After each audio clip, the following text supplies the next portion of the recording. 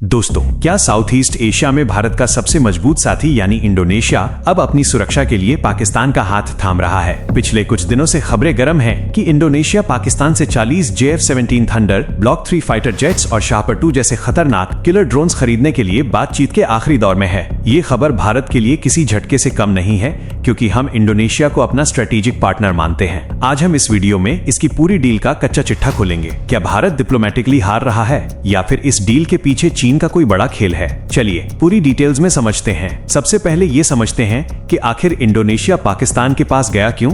देखिए, इंडोनेशिया की एयरफोर्स इस समय एक बड़े ट्रांजिशन फेज से गुजर रही है। उनके पास पुराने अमेरिकी F-16 और रूसी सुखोई विमान हैं, जो अब रिटायर होने की कगार पर हैं। इंडोनेशिया ने हाल ही में फ्रांस से 42 रफाले जेट्स का सौदा किया है, लेकिन वो बहुत महंगे हैं और उनकी डिलीवरी में सालों लगेंगे। इंडोनेशिया को अभी क्या चाहिए? उसे चाहिए क्वांटिटी और अफोर्डेबिलिटी। यही एंट्री होती है पाकिस्तान के JF-17 थंडर की। ये जेट चीन की तकनीक और पाकिस्तान की असेंबली से बना है। इसकी सबसे बड़ी खूबी है इसकी कम कीमत और आधुनिक इलेक्ट्रॉनिक्स।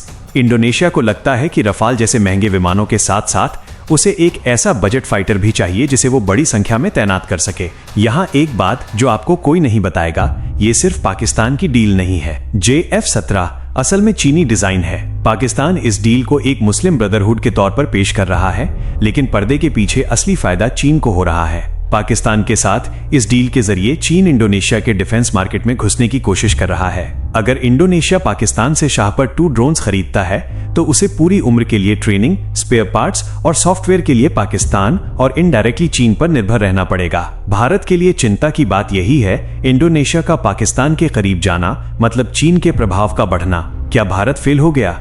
सच तो ये है कि भारत पिछले 5 सालों से इंडोनेशिया को अपना LCA तेजस और ब्रह्मोस मिसाइल बेचने की कोशिश कर रहा है, लेकिन हम अभी तक डील क्लोज नहीं कर पाए। पाकिस्तान और चीन अक्सर बहुत ही आसान लोन या बार्टर सिस्टम, चीजों के बदले हथियार पर डील कर लेते हैं, जो भारत के लिए थोड़ा मुश्किल होता है। भारत की अपनी जरूरतें इतनी ज्यादा हैं कि हम एक्सपोर्ट के लिए समय पर जेट्स नहीं बना पा रहे हैं। पाकिस्तान इस समय आर्थिक रूप से बर्बाद है, इसलिए वो अपने हथियारों को बेचने के लिए किसी भी हद तक डिस्काउंट दे रहा है। लेकिन दोस्तों, पिक्चर अभी बाकी है। सिर्फ एक जेट डील से भारत और इंडोनेशिया के दशकों पुराने रिश्ते खत्म नहीं हो जाते। भारत के पास अभी भी कुछ ऐसे एस कार्ड्स हैं जो पाकिस्तान के पास कभी नहीं होंगे।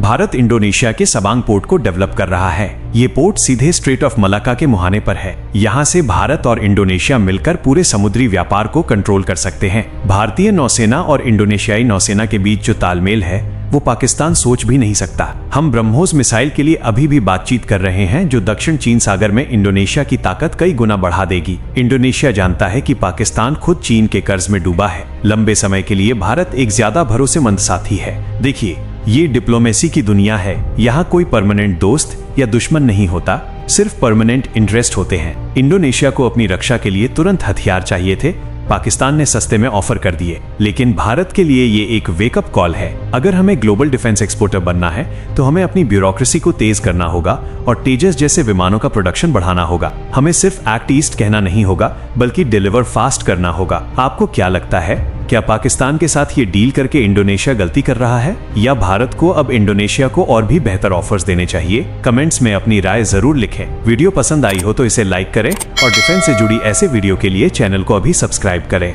जय हिंद।